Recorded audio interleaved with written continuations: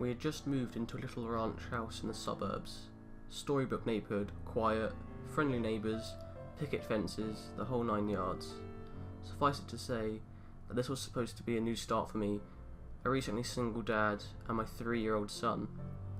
A time to move on from the previous year's drama and stress. I viewed the thunderstorm as a metaphor for this fresh start. One last show of theatrics before the dirt and grime of the past would be washed away. My son loved it anyway, even with the power out. It was the first big storm he'd ever seen.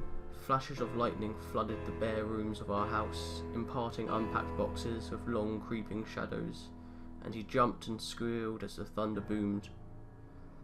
It was well past his bedtime before he'd finally settled down enough to go to sleep. The next morning, I found him awake in bed smiling.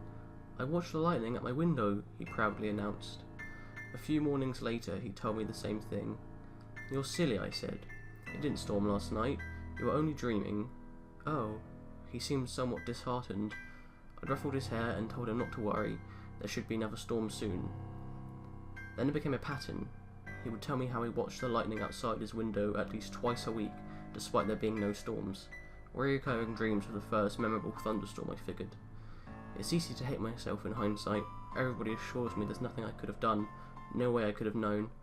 But I'm supposed to be the guardian of my child, and these are useless words of comfort. I constantly relived that morning, making my coffee, pouring milk over my cereal, and picking up the newspaper to read about the paedophile local authorities had just arrested. It was front page stuff. Apparently this guy would select a young target, usually a boy, stake out their house for a while and take flash photos of them through their window while they slept. Sometimes he did more. My stomach sank as the connection was made. At the time, it was merely something from a child's imagination.